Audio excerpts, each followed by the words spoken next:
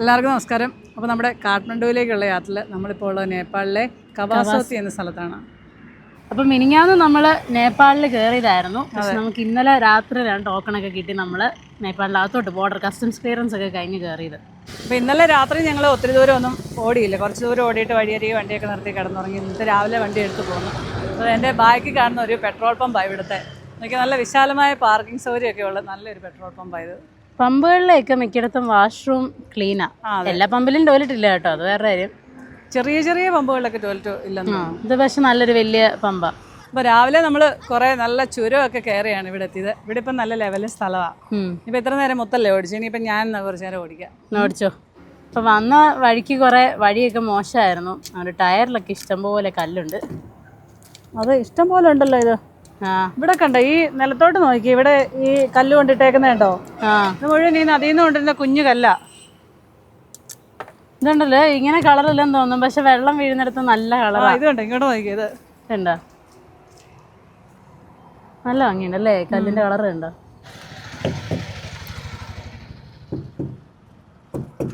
ഇപ്പം ഇന്നലെ രാത്രി നമ്മൾ കിടന്നുറങ്ങിയെടുത്തോന്ന് നമ്മുടെ ബ്രേക്ക് ലൈറ്റ് ഒക്കെ കള്ളന്മാരടിച്ചുകൊണ്ട് പോയി. അതെ, രാവിലെ അറിയുന്നത് ബ്രേക്ക് ലൈറ്റ്. രാവിലെ അന്നേരം കാര്യം ചുറ്റിനും നടന്നു നോക്കി, പക്ഷെ ബാക്കി അത്ര ശ്രദ്ധിച്ചില്ല. അവിടെ നമ്മൾ ഡീസൽ ടാങ്ക് ഒക്കെ ബാറ്ററി ഒക്കെ പോയി നോക്കി. ബാക്കി വന്ന് മുമ്പേ നിർത്തിയപ്പോൾ ബാക്കി വന്ന് നോക്കുമ്പോഴാണ് 2 ബ്രേക്ക് ലൈറ്റും അടിച്ചുകൊണ്ട് പോയി. അവിടെ ഇല്ല, ഇവിടെ ഇല്ല, ഫുൾ ഗോഡ്. അപ്പം നമുക്ക് കാഠ്മണ്ഡുവിൽ എത്തണമെങ്കിൽ ഇനി ഒരു 150 കിലോമീറ്റർ കൂടെ ഓടണം. അപ്പോൾ നമുക്ക് പോയേക്കണം. അപ്പോൾ പുത്തേ ട്രാവലോൻ്റെ കേരളത്തിൽ നിന്നും കാഠ്മണ്ഡുവിലേക്കുള്ള യാത്രയിലേക്ക് എല്ലാവർക്കും സ്വാഗതം.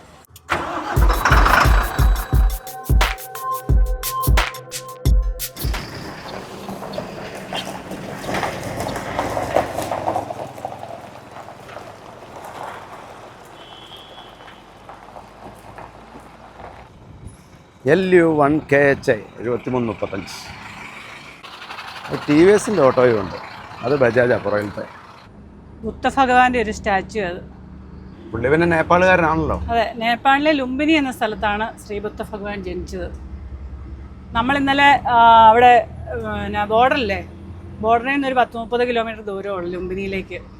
നേപ്പാളിലെ രൂപൻദേഹി ഡിസ്ട്രിക്റ്റിലാണ് ലുംബിനി. അവിടെ വെച്ചാണ് മഹാറാണി മായാദേവി സിദ്ധാർത്ഥ ഗൗതമന് ജന്മം നൽകിയത്. ശ്രീബുദ്ധന്റെ ചെറുപ്പത്തിലെ പേര് സിദ്ധാർത്ഥ ഗൗതമൻ എന്നായിരുന്നു. അതെ, ഒരു ടൗൺ കഴിഞ്ഞാൽ പിന്നെ മൊത്തം വനമാണ്, പിന്നെ കുറേ ദൂരം കഴിഞ്ഞാൽ അടുത്ത ടൗൺ. ഇതെല്ലാം ചിത്വ നാഷണൽ പാർക്കിന്റെ ഭാഗമാണ്. പക്ഷെ വലിയ വന്യമൃഗങ്ങളെ ഒന്നും കണ്ടില്ല അല്ലേ? മൃഗങ്ങളുള്ളതായിട്ടുള്ള ബോർഡും കണ്ടില്ല. ബോർഡും ഒന്നും കണ്ടിട്ടില്ല. അതെ, നാഷണൽ പാർക്ക് കുറച്ച് ഉള്ളിലോട്ടാ. ഇത് ബഫർ സോൺ ഏരിയയിലൂടെ നമ്മൾ പോകുന്നത്. ഈ നേപ്പാളിലെ ഓൾഡസ്റ്റ് ഏറ്റവും പഴയ നാഷണൽ പാർക്കാണ് ഈ ചിത്വ നാഷണൽ പാർക്ക്. ഈ ചിത്വ നാഷണൽ പാർക്ക് അത്ര കുഞ്ഞു നാഷണൽ പാർക്ക് ഒന്നും അല്ല. ഈ നേപ്പാളിലത്തെ ആദ്യത്തെ നാഷണൽ പാർക്കായിരുന്നു. അത് 1973 പാർക്ക് എസ്റ്റാബ്ലിഷ് ചെയ്തത്. അതുപോലെ തന്നെ ഈ ഒറ്റക്കൊമ്പുള്ള മറ്റേ റൈനോസറസ് ഇല്ലേ, കണ്ടാമൃഗം, അത് ഇവിടെ ഉണ്ട് ഒറ്റക്കൊമ്പുള്ള. അതുപോലെ തന്നെ ബംഗാൾ ടൈഗറും ഉണ്ട്. ഇവരെ ആരും വെളിയിൽ കാണുന്നില്ലെന്നുള്ളേ ഉള്ളൂ, ഉൾക്കാടുകളിലായിരിക്കും എല്ലാവരും. നമ്മള് കഴിഞ്ഞ ദിവസം മറ്റേ പെരിയാർ ടൈഗർ റിസർവിൽ പോയതുപോലെ തന്നെ ഇവിടെ ഉണ്ട് അതുപോലത്തെ ആക്ടിവിറ്റീസ് ഉണ്ട്. വനത്തിനുള്ളിൽ കൊണ്ടുവന്ന കുറെ ആക്ടിവിറ്റീസ് ഉണ്ട്. അപ്പം നമ്മള് സൊനോലി ബോർഡർ വഴി നേപ്പാളിലെ ഭൈരവാഹ ചെക്ക് പോസ്റ്റ് വഴിയാണ് നമ്മളിപ്പം കാഠ്മണ്ഡു റോഡിലേക്ക് കയറിയേക്കുന്നത്.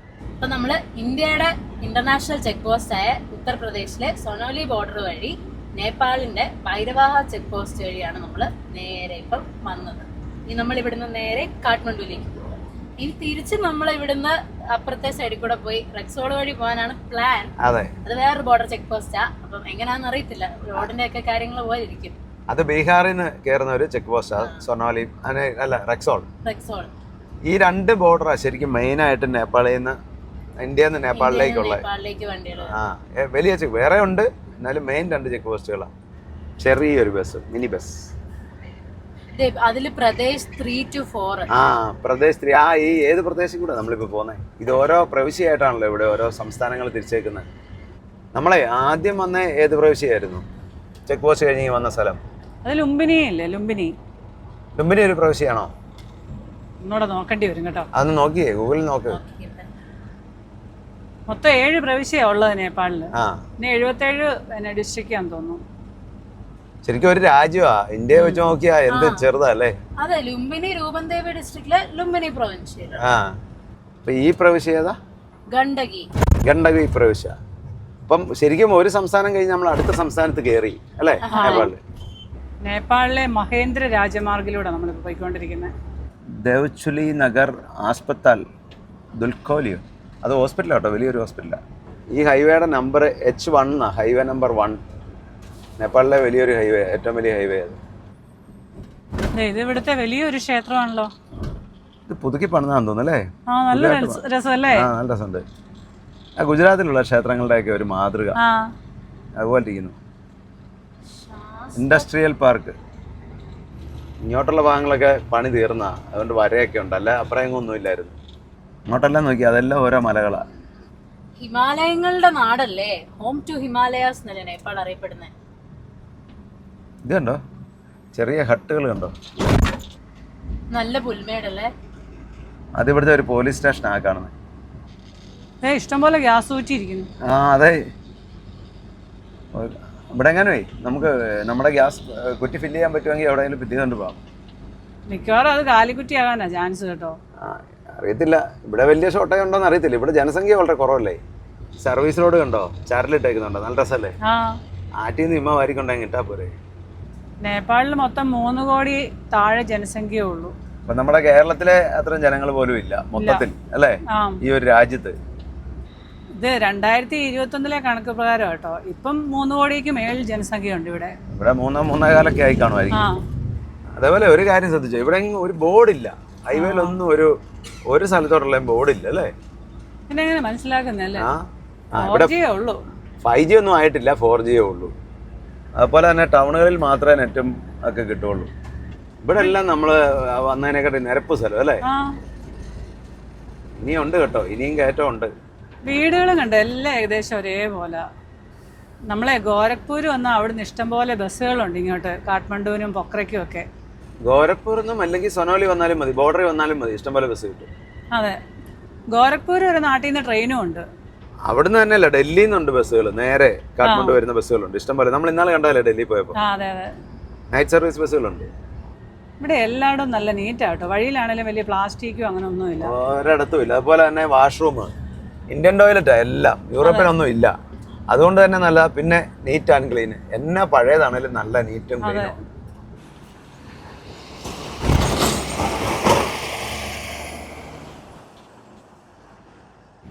ഇവിടെയൊക്കെ വീടിന് മുകളിലേ ടിൻഷീറ്റാണ് കൂടുതലും ഇട്ടേക്കുന്നത്. ഓടിട്ട വീടുകൾ അങ്ങനെ കണ്ടില്ല. നെൽകൃഷിയല്ലേ അത്? നെല്ലായിരിക്കും, അത് ഗോതമ്പാ, നെല്ലായിരിക്കും അല്ലേ? എല്ലാം തോന്നുന്നു. ഇവിടെ ഒരു റൈസ് കഴിക്കും.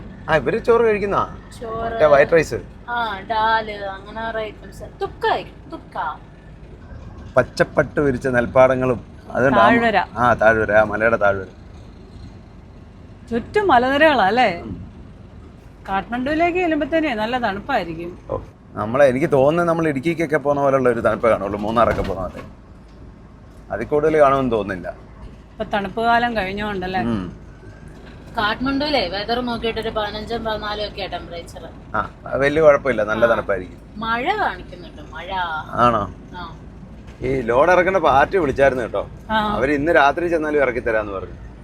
ഞാൻ പറഞ്ഞു ഞങ്ങൾ നാളെ രാവിലെ വരുള്ളൂ എന്ന് പറഞ്ഞു. നാഷണൽ പാർക്കിന്റെ കണ്ടോ, കടുവയും കാണ്ടാമൃഗവും ഒക്കെ നിപ്പുണ്ട്. നേപ്പാള് 7 പ്രവിശ്യയായിട്ടാണ് തിരിച്ചിരിക്കുന്നത്. കോശി, മാദേശ്, ബാഗ്മതി, ഗണ്ഡകി, ലുംബിനി, കർണരി, സുദർ പശ്ചിം, അങ്ങനെ 7 എണ്ണമായിട്ട് തിരിച്ചേക്കുന്നത്. 7 സംസ്ഥാനങ്ങളാണ്. 77 ഡിസ്ട്രിക്റ്റും ഉണ്ട്. ലോകത്തിലെ ഒരേ ഒരു ഹിന്ദു രാഷ്ട്രമാണ് നേപ്പാൾ. അത് പണ്ട്. ഇപ്പം ഹിന്ദു രാഷ്ട്രം തന്നെയാ, പോപ്പുലേഷൻ കൂടുതൽ ഹിന്ദുസാ വരുന്നത്. പക്ഷെ ഇപ്പൊ അല്ലാണ്ട് വേറെ, ഇപ്പം ഇസ്ലാം ഉണ്ട്, ക്രിസ്ത്യൻ ഉണ്ട്, അങ്ങനെ വേറെ എല്ലാ റിലീജിയൻസും ഉണ്ട്. കുത്തുകയറ്റാ, വലിയ കുത്തുകയറ്റമല്ല, എന്നാലും നല്ല കയറ്റമാണ്. ഇങ്ങോട്ട് തിരിഞ്ഞു, ആംബുലൻസ്. ഇതുണ്ടോ, അടിപൊളി വണ്ടിയല്ലേ ഇത്? ടൊയോട്ടയുടെ വണ്ടിയാ, ടൊയോട്ട കോസ്റ്റർ. കുഞ്ഞ് ക്യാമ്പർ വാൻ ആക്കാൻ പറ്റിയ വണ്ടി. നല്ല ഒതുക്കം ഉണ്ടല്ലേ, നല്ല രസം, ക്യൂട്ടാ വണ്ടി. അത് നമ്മുടെ ഇന്ത്യയിലില്ലല്ലോ.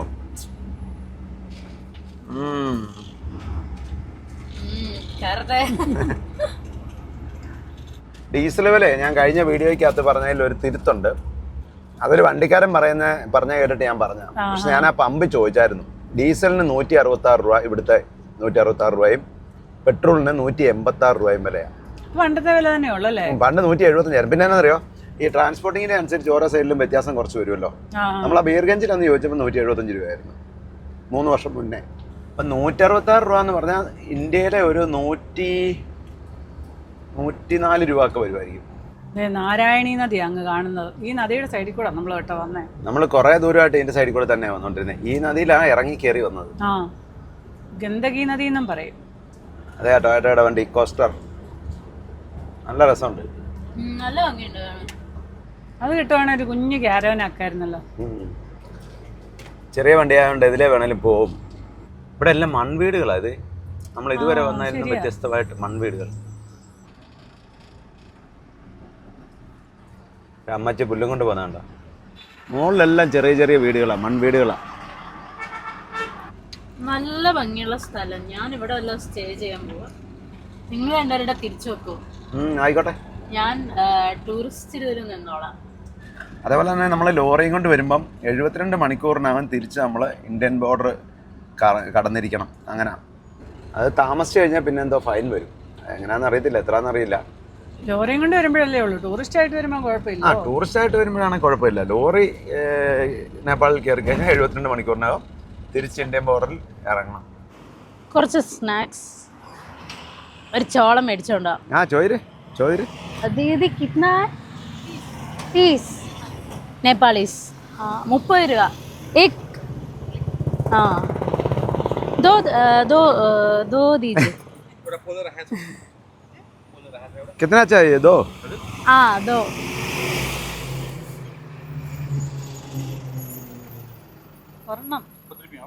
ഒന്നല്ല രണ്ടെണ്ണ പറഞ്ഞേ. നീ ചോറിനുണ്ടേ കഴിക്കണ്ടല്ലോ. ചോളല്ലേ, അതൊക്കെ സ്നാക്സ് ആണ്. പൈസ എടുത്തോട്. ചട്നി ഈ 30 60 രൂപ. 60 രൂപ. दीदी ये इसमें ऐसा करेगा क्या करेगा? ये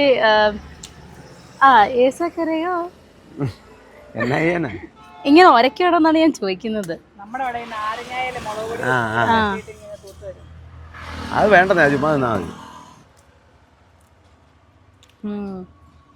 പുള്ളിക്കാരി നിമ്പ് എടുക്കാൻ പോയേക്കാ. അല്ല, നാരങ്ങ 2-3 നമ്മുടെ വണ്ടിക്കകത്ത് ഇരിപ്പുണ്ടായിരുന്നു. അത് ഉണങ്ങിപ്പോയി.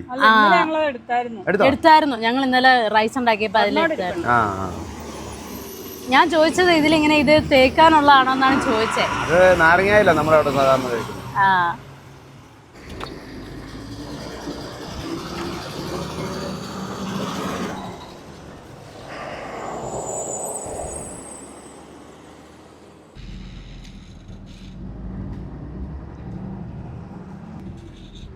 ഗോതമ്പിന്റെ കൃഷിയൊക്കെ കഴിഞ്ഞിട്ട് നെല്ലും ചോളവും ഒക്കെ നട്ടു. അതിനാ ചുമന്ന് നിൽക്കുന്നത് ചീരയായിരുന്നോ? എന്നാന്നറിയത്തില്ലോ. ചീരയായിരുന്നെന്ന് തോന്നുന്നു. എങ്ങനെയുണ്ട് ടേസ്റ്റ്? നല്ലതല്ലേ? ഇതുണ്ടോ, ഇതും ഒരു പെട്രോൾ പമ്പാ. ഇതൊരു ക്ഷേത്രത്തിന്റെ കവാടമാണ്. മിക്കവാറും ഈ പാലം കഴിഞ്ഞിട്ടായിരിക്കും നമുക്ക് ലെഫ്റ്റ് തിരിഞ്ഞ് വേണം പോകാൻ. ഒരൊറ്റ സൈൻ ബോർഡ് ഇല്ല അല്ലേ? അതെ അതെ, ഇത് ആ നാരായണി നദി തന്നെ കേട്ടോ. ജില്ലാ പ്രഹരി കരിയാലേ. അപ്പോൾ നമ്മളെ വീണ്ടും നാരായണി നദി ക്രോസ് ചെയ്യുക. ഇവിടെ ഇഷ്ടം പോലെ വെള്ളമുണ്ട്. ഇവിടെ ബോട്ടിംഗ് ഒക്കെ ഉണ്ട്. ബോട്ടിംഗ് ഒക്കെ ഉണ്ട്. അതുകൊണ്ടോ ഇവിടെ പുതിയ പാലം പണി തുടങ്ങിയിട്ടുണ്ട്. ഇത്ര നേരത്തിനിടയ്ക്ക് നമ്മളൊരു ബോർഡ് കണ്ടു.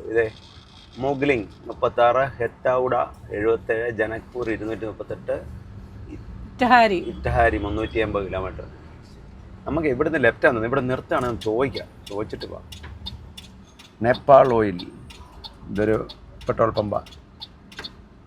ആ വഴിക്ക് ഇഷ്ടം പോലെ വണ്ടികൾ വരുന്നുണ്ട്. ആ ഹൈവേന്ന് ആരോട് ഞാൻ ചോദിച്ചിട്ട് വരാം കേട്ടോ. ലോറികളല്ല അതിലേ വന്നേ അല്ലേ? അതിലേ വന്നേ.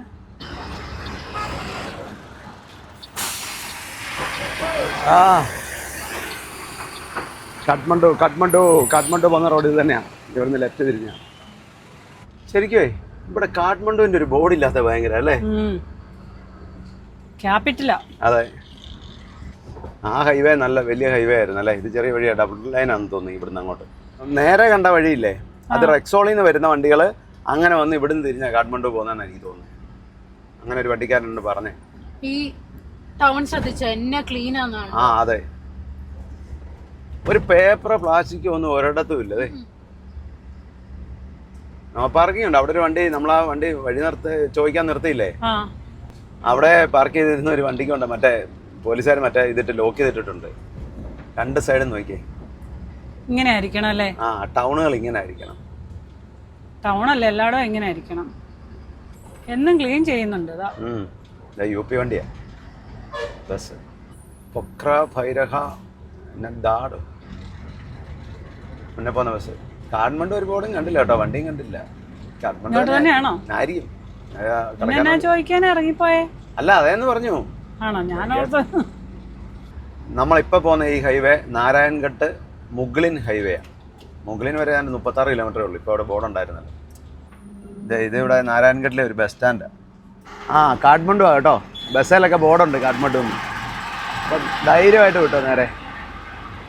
ലുംബിനി പൊക്ര ഓടുന്ന ബസ്സാണ് ഇത്, ഫ്രണ്ടിൽ കിടക്കുന്നത്. ബസ് സ്റ്റാൻഡിൽ ഇഷ്ടംപോലെ ബസ്സുകളുണ്ട് കേട്ടോ, എല്ലാം ചെറിയ വണ്ടികളാണ്, മിനി ബസ്സുകളാണ്. വലിയ ഒരാള് ഉണ്ട്. അതേപോലെ തന്നെ ഈ ചെറുവണ്ടികൾ ഒത്തിരി ട്രിപ്പ് വെക്കുന്നുണ്ട്. അകത്തെല്ലാം ഒത്തിരി ചെറുവണ്ടികൾ കിടപ്പുണ്ട്. വിറക് വെട്ടി അടുക്കി വെച്ചേക്കുന്നുണ്ടോ? ഇതെല്ലാം ഈ സൈഡെല്ലാം ചെറിയ വീടുകളാണ്. അവിടെ ചിക്കൻ കടയാണെന്നോ അല്ലേ? ചോറ് വെക്കുന്ന എങ്ങനെയാ ഉച്ചക്കത്തെ കാര്യം? അത് കടയിൽ നിന്ന് കഴിക്കുന്നോ? ചോറൊക്കെ വെച്ചോണ്ട് നിൽക്കാൻ സമയമുണ്ടോ? ആ, കടയിൽ നിന്ന് കഴിക്കാം അല്ലേ?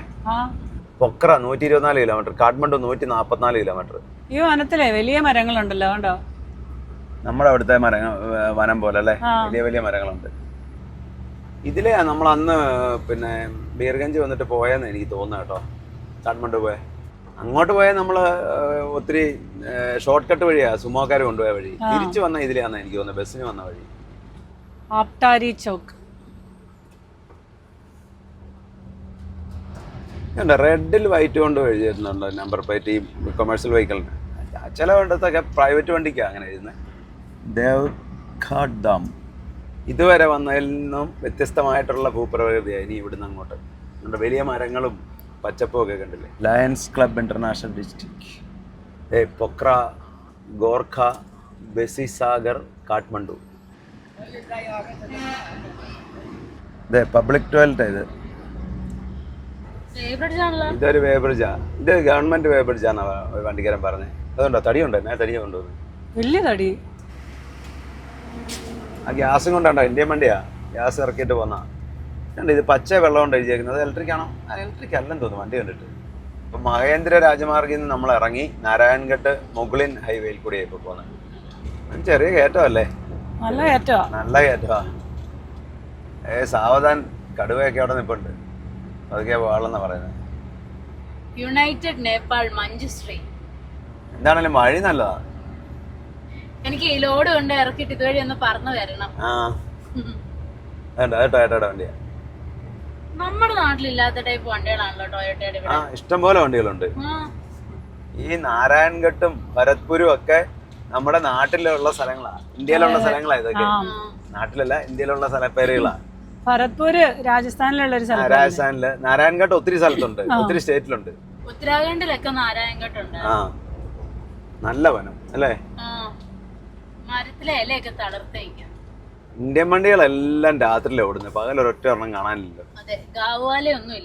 അതെ, പെട്രോൾ പമ്പ് ഈ സൈഡിൽ ഒരെണ്ണം ഉണ്ടായിരുന്നു. എല്ലാം ഇതുപോലെ ചെറിയ ചെറിയ പമ്പുകളാണ്. എന്നാലും ആ ജംഗ്ഷനിൽ ഒരു കാഠ്മണ്ഡു ബോർഡ് വെക്കണ്ടല്ലേ അല്ലേ? അതെ അതെ. ആ തിരിഞ്ഞു കഴിയുമ്പോ പിന്നെ കാഠ്മണ്ഡു ഉണ്ട്. അതുകൊണ്ട് അതൊരു പെട്രോൾ പമ്പാണ്. ചെറിയ പമ്പാണെങ്കിലും ടോയ്ലറ്റ് ഉണ്ട് കേട്ടോ. നമ്മൾ ആ നിർത്തിയെടുത്ത് നമ്മൾ ടോയ്ലറ്റ് പോയി നോക്കാഞ്ഞിട്ടാണ് എനിക്ക് തോന്നുന്നത്. ചിലയിടത്ത് പെട്രോൾ പമ്പിന്റെ പേര് ഓയിൽ സ്റ്റോർ എന്ന് എഴുതിയേക്കുന്നത്. ഡെവലപ്ഡ് ആയ മേഘാലയ പോയതുപോലുണ്ട് ഇവിടെ വന്നിട്ടല്ലേ. അവിടെയൊക്കെ ഗ്യാസ് വെച്ചിട്ടുണ്ട് വെളിക്കുറ്റി. അഞ്ഞി എവിടെയെങ്കിലും കാണുന്നിടത്ത് നിർത്തണം. ഗ്യാസ് ഉണ്ടോന്ന് ചോദിക്കാം, വേണം നമ്മുടെ ഗ്യാസ് ഒന്ന് ഫില്ല് ചെയ്ത് പോവാം. അതൊരു പാർക്കാ. ഈ വഴിയിൽ ഒരുവിധം തിരക്കുണ്ട് കേട്ടോ, ഇഷ്ടംപോലെ വണ്ടികളുണ്ട്. നമ്മൾ ഈ മറ്റേ വഴിയിലും തിരക്കുണ്ടായിരുന്നു, ഇവിടെ നല്ല തിരക്കുണ്ട്. കാഠ്മണ്ഡുവും പൊക്രയൊക്കെ കറങ്ങിയിട്ട് വരുന്ന വണ്ടികളായിരിക്കും കൂടുതലും ടൂറിസ്റ്റുകളാണ്. ഇന്നാള് നമ്മൾ വന്നപ്പോഴേ ഈ നദിയുടെ തീരത്തൂടെ തന്നെ പോയതായ ഒരു ഓർമ്മയുണ്ട്. താഴേക്കുള്ള അങ്ങാണെന്നൊക്കെ റിസോർട്ടാണെന്ന് തോന്നുന്നു. എനിക്ക് തോന്നുന്നത് നമ്മൾ അന്ന് വന്നതിലുവേ 3 വർഷത്തിന് മുമ്പ് വന്നതിലും വഴികളെല്ലാം കുറേ നന്നായിട്ടുണ്ട്. ഇതുണ്ട്, ഇതും ഒരു പെട്രോൾ പമ്പാണ്. പമ്പ് ഇഷ്ടം പോലെ ഉണ്ടല്ലേ? ഇഷ്ടം പോലെ ഉണ്ട്. പച്ചക്കറി വണ്ടി ഹാൻഡ് ബ്രേക്ക് ഇട്ട് നിർത്തിയേക്കുന്നുണ്ട്. അതെ, മൊബൈൽ പച്ചക്കറി കടയാ. അതേൽ ഇടിപ്പിച്ചാണ് നിർത്തിയേക്കുന്നത്, ഉരുണ്ട് പോകാതിരിക്കാൻ. ചോറിരിപ്പുണ്ട്, വെള്ളേരിയാ, കുഞ്ഞു വെള്ളേരി. ആ ചോറ് പറ, ചോദിച്ചോ.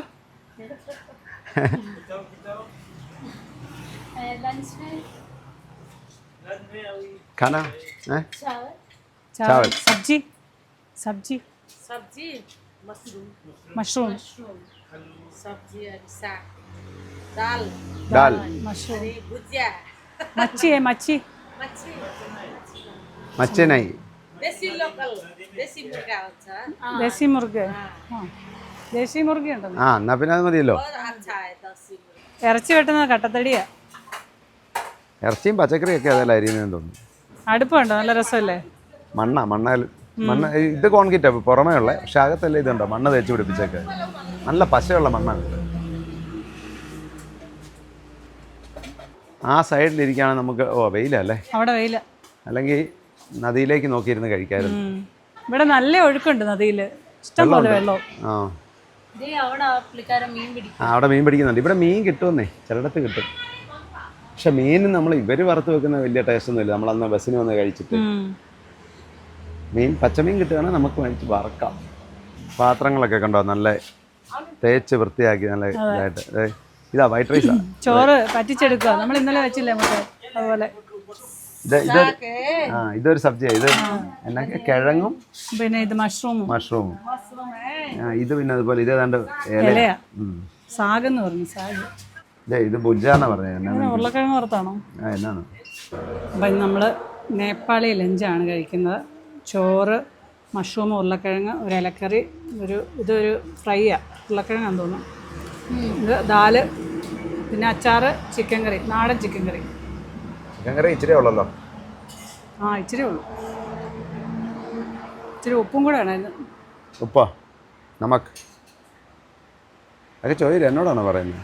അല്ല, ഇങ്ങോട്ട് വരട്ടെ, ദീദി ഇങ്ങോട്ട് വന്നിട്ട് ചോദിക്കാൻ നോക്കാം. എങ്ങനെയുണ്ട് ചോറ്? എങ്ങനെയുണ്ട് ചോറ്? പറ്റിക്കുന്നല്ലേ? പറ്റിക്കുന്ന. ഇന്നലെ ഞാൻ വെച്ചതും അങ്ങനെ പറ്റിച്ചെടുത്താ. നല്ല അല്ലേ, നല്ല കട്ടിയാ. ചിക്കൻ കറി എങ്ങനെ ഉണ്ടെന്ന് നോക്കിയേ.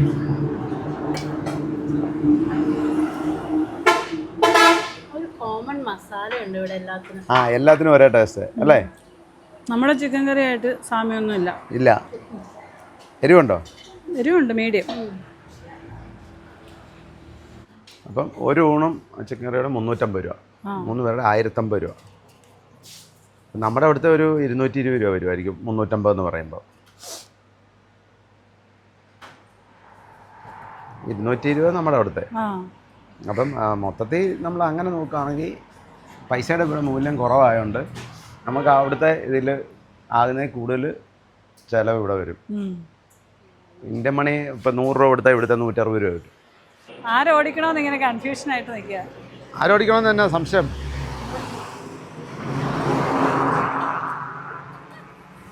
ആരോടിച്ചാലും കുഴപ്പമില്ല, ആരെങ്കിലും ഓടിക്കും.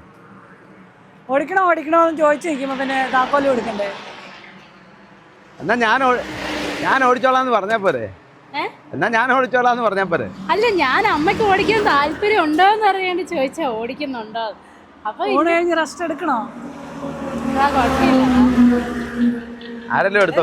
ആര് വേണേലും ഓടിക്കാം. കുറച്ച് കഴിയുമ്പോ തരാം അങ്ങോട്ടേക്ക്. ഘാട്ടാകുമ്പോ തരാന്ന്, ഘാട്ട് റോഡിൽ. അപ്പൊ ഇനി കുറച്ച് ദൂരം ഗണ്ഡകി നദിയുടെ തീരത്തൂടെ. കുറച്ച് ദൂരമൊന്നുമില്ല, കുറേ ഏറെ ദൂരമുണ്ട്. വടക്ക് ചൈനയിലും ബാക്കി 3 ഭാഗം ഇന്ത്യയിലും ചുറ്റപ്പെട്ട് കിടക്കുന്ന ഒരു രാജ്യമാണ് നേപ്പാൾ. അപ്പൊ നേപ്പാളിന് ഇന്ത്യയും ചൈനയും മാത്രമേ ഉള്ളൂ രാജ്യങ്ങളല്ലേ? ടിബറ്റ് ഇപ്പം ചൈനയുടെ അധീനതയിലാണല്ലോ. മഞ്ഞു മൂടിയ ഹിമാലയൻ മലനിരകളാൽ മനോഹരമാണ് നേപ്പാൾ. ലോകത്തിലെ ഏറ്റവും ഉയരം കൂടിയ കൊടുമുടിയായ എവറസ്റ്റ് കൊടുമുടി ഉൾപ്പെടെ ലോകത്തിലെ ഏറ്റവും ഉയരം കൂടിയ 8 കൊടുമുടികൾ സ്ഥിതി ചെയ്യുന്നത് നേപ്പാളിലാണ്. നേപ്പാളിന് ഏകദേശം 800 കിലോമീറ്ററോളം നീളവും 150 കിലോമീറ്ററോളം വീതിയുണ്ട്. വീതി 150 കിലോമീറ്റർ ഉള്ളോ? അത്രേ ഉള്ളൂ. ശരി, ഇന്ത്യയെ വെച്ച് നോക്കുകയാണെങ്കിൽ എന്ത് ചെറിയ രാജ്യം അല്ലേ? ചെറിയ രാജ്യമാണ്. നമ്മളിപ്പോ ഇന്ത്യയുടെ പിന്നെ മാപ്പ് എടുത്ത് നോക്കുമ്പോൾ കാണത്തില്ല ഏറ്റവും മുകളിൽ ഇങ്ങനെ നീളത്തിലല്ലേ കിടക്കുന്നത്, ദീർഘചതുരോ. അതുപോലെ തന്നെ നമ്മുടെ പശ്ചിമ ബംഗാൾ സംസ്ഥാനം നേപ്പാളിനെ ബംഗ്ലാദേശിൽ നിന്നും അതുപോലെ സിക്കിം ഇതിനെ ഭൂട്ടാനിൽ നിന്നും വേർതിരിക്കുന്നു.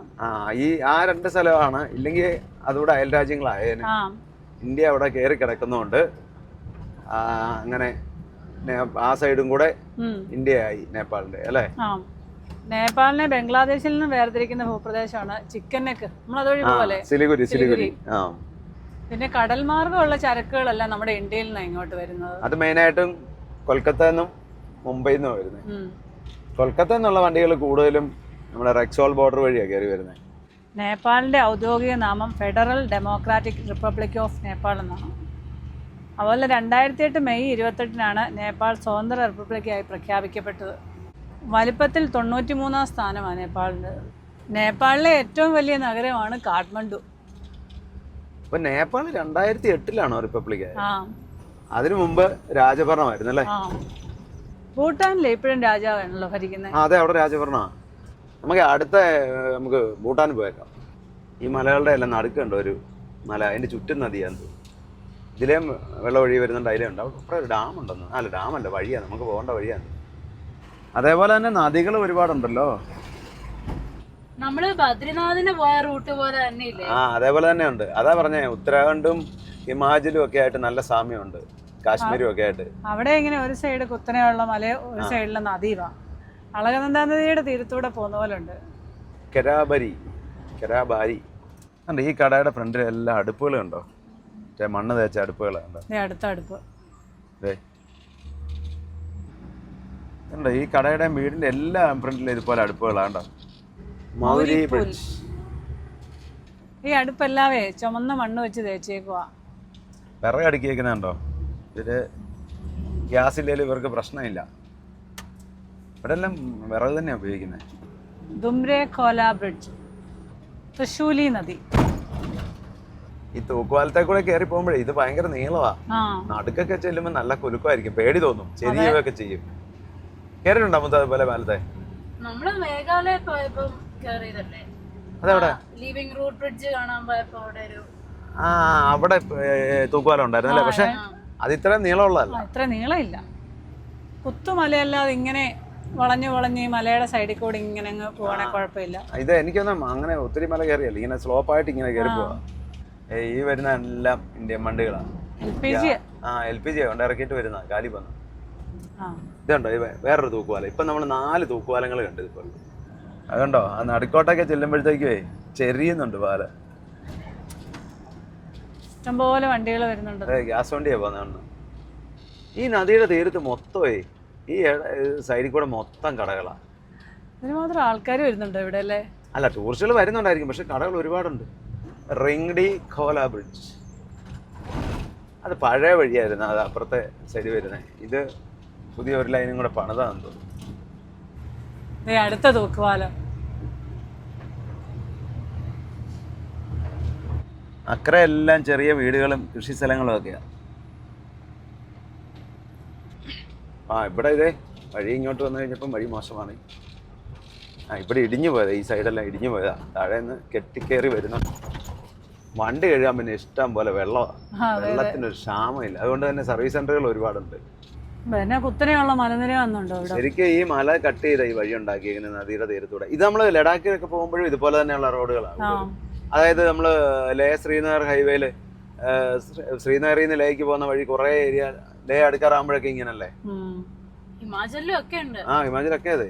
അപ്പൊ നമ്മൾ ഇങ്ങനെ തൃശ്ശൂലി നദിയുടെ തീരത്തൂടെ കാഠ്മണ്ഡു ലക്ഷ്യമാക്കി പോയിക്കൊണ്ടിരിക്കുകയാണ്. അപ്പോൾ നമ്മൾ തൃശ്ശൂലി നദിയുടെ തീരത്തോടെ ഇങ്ങനെ കാഠ്മണ്ഡു ലക്ഷ്യമാക്കി പോയിക്കൊണ്ടിരിക്കുകയാണ്. അപ്പോൾ കാഠ്മണ്ഡുവിലേക്കുള്ള യാത്രയുടെ മനോഹരമായ കാഴ്ചകളൊക്കെ ആയിട്ട് നമുക്ക് വീണ്ടും കാണാം.